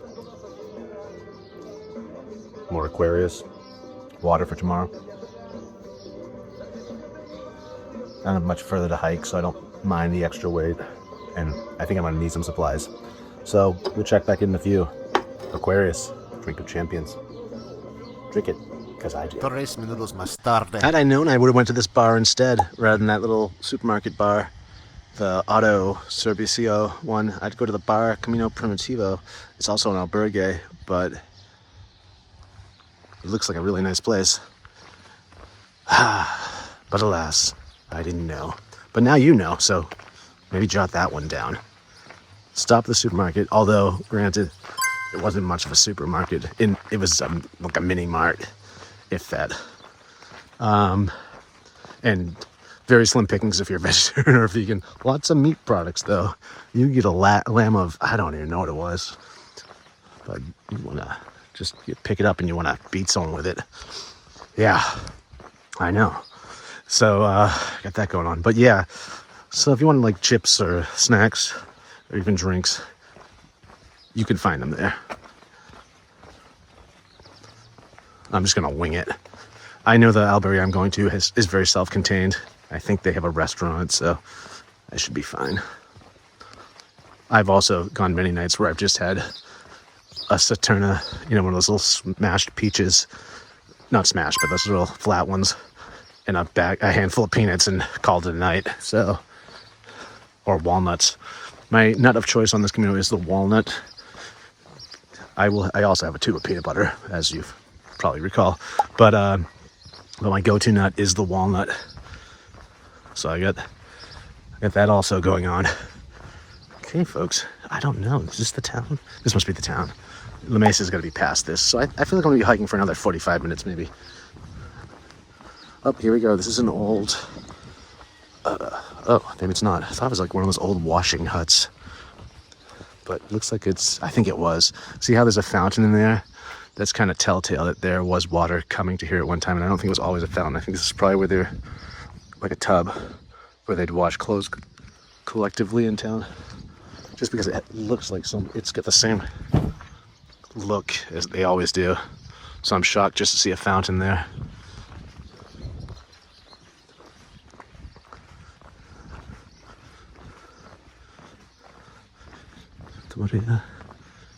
Barucedo. Okay, so yeah, we're still in Barucedo. Look at this. This is ancient. There's a stamp. I love the Primitivo.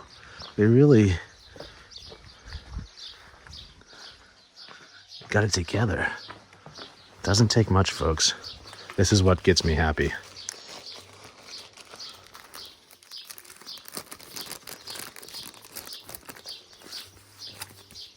Boom.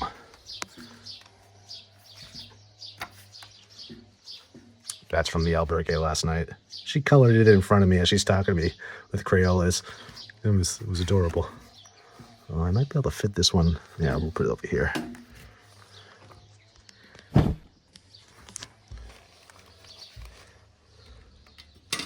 Look at that. Ladies and gentlemen, is that a freshly inked ink pad? Oops. Am I a schmo? I am. No, I think me, like many others before me, I stamped the string. Okay, so.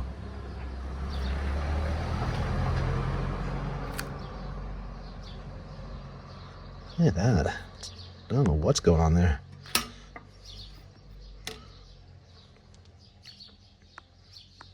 Very good. Muy bien. Okay, now I just need to have a pen on me. Just need to find it. So I'm going to put you on pause. Well done. Okay, folks, let's get back on this.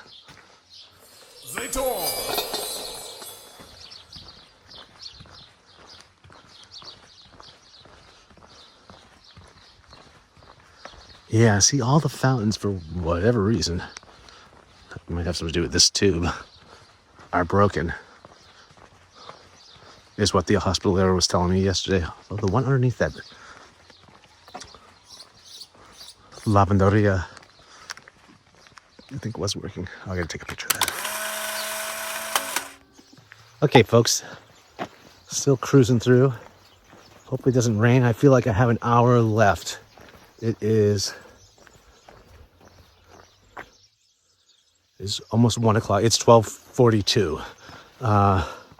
So, but by 2 o'clock, I should be on the scene at Albergue Miguelin? Albergue Miguelin. Something like that. Yeah. We will see. Yes, we will. Gotta go. Well, folks, some bad news. Not necessarily bad news, but good views, bad news. There's a hill. There's a hill out of town. Just when I thought it was the last hill, of course there's a hill out of town. Every time you enter a town, you go down. Every time you leave a town, you go up. Nothing changes. Nothing ever changes. So, it's not crazy pants, but it does keep going up, and there is this hill. So, I'm going to get back to that. Just wanted to warn you. Next time you see me, hopefully we'll be sailing down into La Mesa. That's right, the table. Woo! Looking forward to taking a seat there, and I don't know. I got nothing, folks. I'm sorry. Caffeine can only do so much.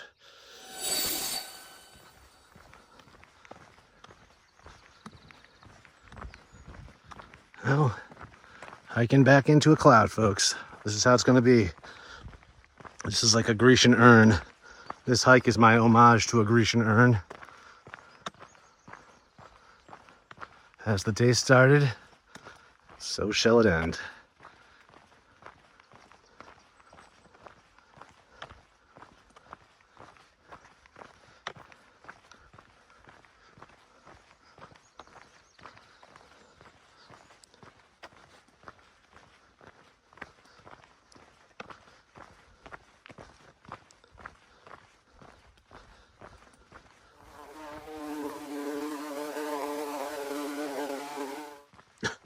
A bee. Sometimes a bug was flying at my face, and rather than dodge it, I just closed my eyes and let it bump into me. That's how dedicated to the cause of filming I am right now.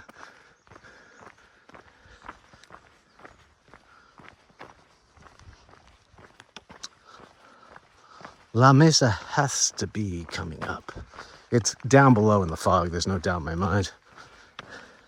But just like Lago, I'm wondering if there ever was a table. Unless it's in reference to the plateau. Maybe it's a plateau.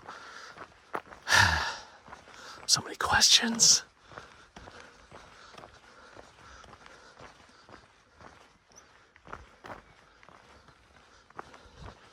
Folks, I hope we beat the rain today. There's been a few times on this trip on the Norte where the last hour, even the last 45 minutes is like just downpour. Just dumps on you. And, you know, there's something funny about that. It's very different. When that happens, it's bothersome. Funny, but bothersome. But when it rains all day and you've been hiking it all day, it's nothing. But it's that less like, it's almost like I almost made it. And then you start questioning yourself. Like, I regret stopping for that tortilla. Had I not, I would have made it all the way dry. But yeah, so there's some failure element to it, I guess. And maybe it's just something I need to get past or work through. Maybe that's what these videos are all about. Maybe?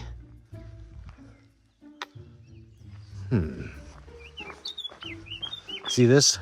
I've always wanted to set up like some type of cast iron musical scale, right? / bird feeder. Set it up, right? So songbirds like that land on it in different places and compose music from that. Like wherever they land on the scale, just jot it down as I'm drinking my coffee. And some of them will have to work and will be, you know, just one way to randomly create songs without AI, right? This is using nature. This is the natural way. So someday I will do that. Actually, future me, if you're listening right now, and I know you are because you're editing, look that up. Write that down and look that up. See if you can have one made or make one. As I've been talking about this for probably about 30 years now. It's true. And it's high time I do it, but I think bird music is what we'll call it. Bird music. Music for birds. And these are thoughts I have.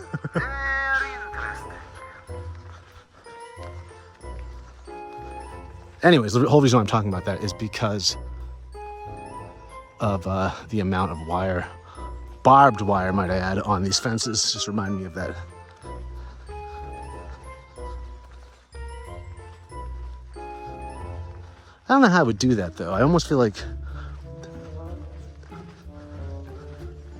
the bars would have to, not necessarily the bars, but the staff would have to be coated in birdseed. If I just put birdseed on each end of it, I don't know if they'd sit there. It's not like a bird picnic where they grab some food and go sit down somewhere. So I might have to play with how that's gonna work. And then the squirrels will get involved. That'll be music for bass players. But I don't know, just an idea.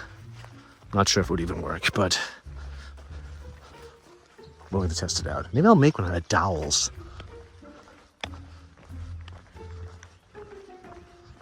Yeah. Of course, where I live, there's loads of black bear, and we just recently took down the bird feeders because they were coming into the yard. So I don't know where I'm going to do this.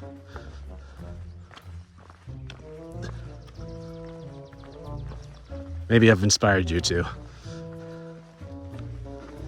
If so, I'm curious of the music.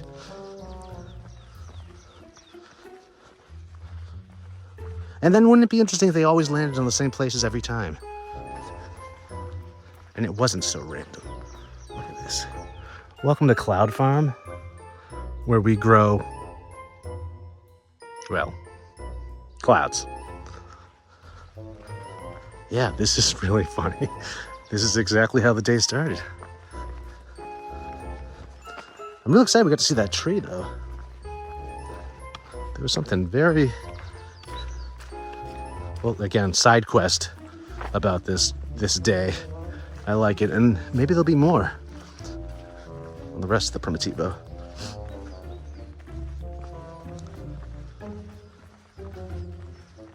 I may actually have, I think, 100 kilometers left, now that I think about it. I was thinking that marker yesterday because it was an oversized marker. For whatever reason, I was exhausted. I wasn't really thinking, but I was thinking I've done 100 kilometers, but no. That must be signifying there's 100 kilometers left. So this is like the Saria era of the Primitivo. It's going by fast.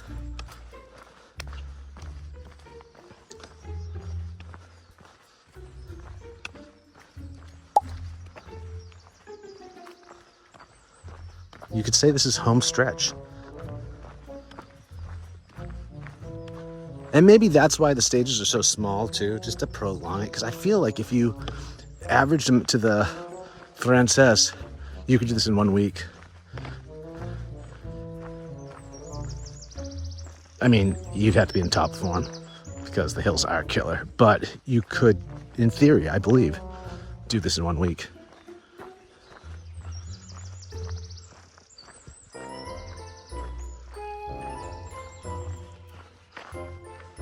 Okay, there's a signpost up ahead. I totally thought it was like a really skinny, thin pilgrim. Slender pilgrim. But no, it's a signpost, and I probably should get my eyes checked. It's probably that coffee.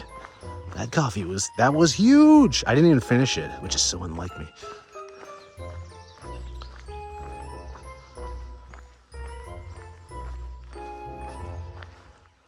Just kind of over it. I think I'm over coffee. Or I'm definitely over caffeinated, but I think I don't necessarily need it anymore.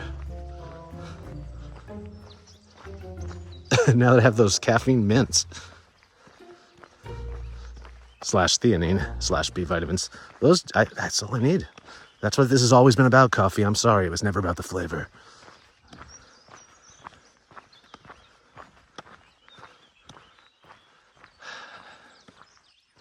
Grandes de Salima.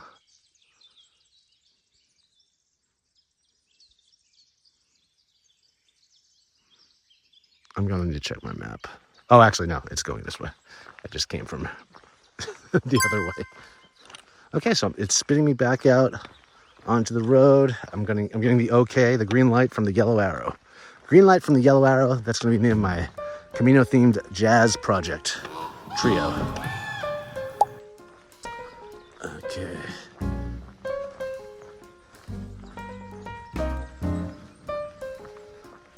Yeah, see, there's another one. The plaque is gone. I could do a picture book of just this. I should be jotting down notes where these are, and then make a bunch of like resin ones for my next time I do the Primitivo, which will probably be, well, who knows when. So why would I even do that? But I could replace them. Actually, if you're coming this summer and you do our acrylic engravings, because, you know, that's a thing, consider doing some for these poor signs and bring some landscapers adhesive and make it happen. If you can afford bringing that extra weight, do it.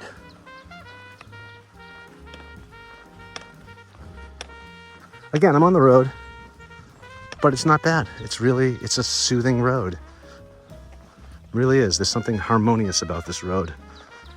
This winding, undulating road into the clouds.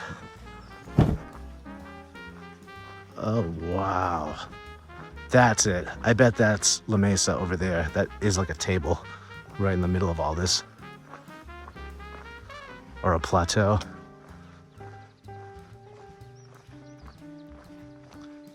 Look at this.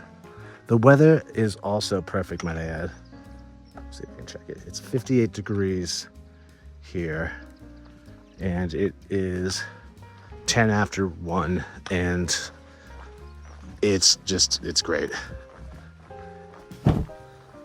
We're on this side of the road just because it's a blind bend. Over here,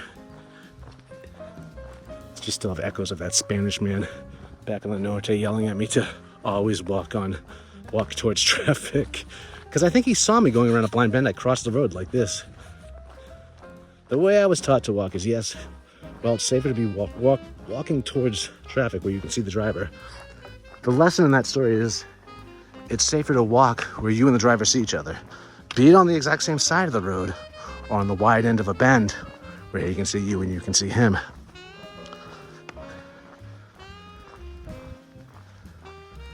However, my Spanish isn't that good to get that deep into an argument, or not necessarily an argument, but a discussion on the finer details of road walking, which you should all brush up on before you take on the Primitivo or the Norte. Look at this. This scenery is crazy. There is a cloud resting on top of our heads. Makes you nervous when you realize you're outnumbered by cows. There's a far side element to this.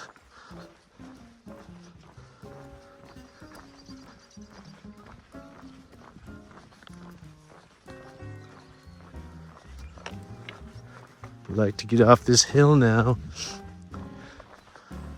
It doesn't look like I'm going to. It's going down a little, but I see that it's going to go back up over there. Nothing too crazy. If this is the hardest day and it's done, okay. Feeling pretty good. It's going to be nothing but a cakewalk from here on in to Santiago. Also looking forward to Muxia afterwards. I don't think I want to do, like, in the past I've done, I don't know, 2-3 days, rest days in Santiago. I think I'm just going to do 1 day in Santiago. Or 1 night. But the thing is, the nights, no, it's always good to do a couple days just because the people you know coming in are either a stage behind you or ahead of you. So you want to see them. So you end up waiting an extra day. So maybe 2 days in Santiago. But then off to Muxia I go. And it's always a bittersweet sadness, if you will, leaving Santiago on foot to head off to the Finisterre or Muxia, just because you're leaving it behind. And when you can return, which you will, after Finisterre or after Muxia, it'll be a whole new lot of pilgrims. And they'll all remind you of you and your friends that you made along the way, but they're not them. They're just ghosts of them. It's really weird to observe. You no longer feel like, you just feel a little removed. You can relate still, but you feel a little removed. It's an interesting feeling. Part of the process, no doubt.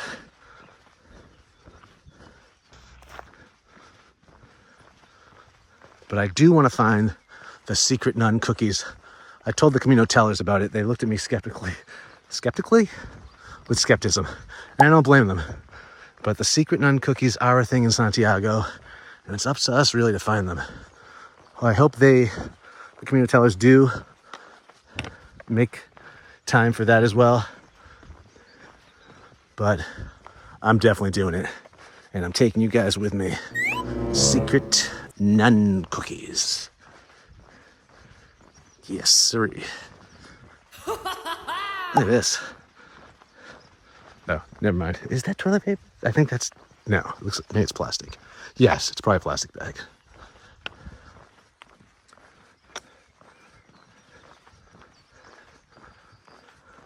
Okay, folks, I'm putting you away for now. When we get closer to town, we'll do our victory lap. We'll do our victory... We'll do our conquering entrance into the city. Okay. Yes, folks. We are in cow country. Also lichen. Lichen? Lichen. I'll come back later for the stamp. I don't want to interrupt that.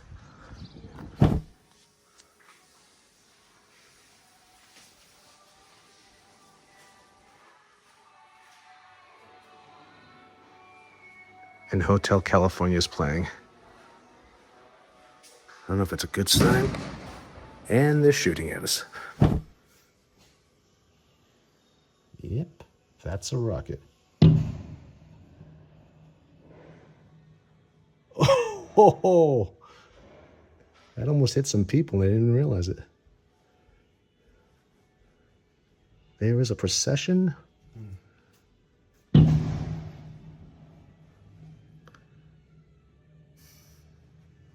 Yeah, it's a little parade.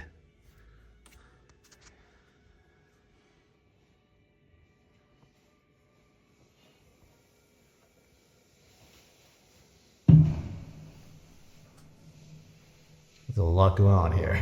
And thank you for tuning in to another episode of, well, Misadventures of a Shell Toucher.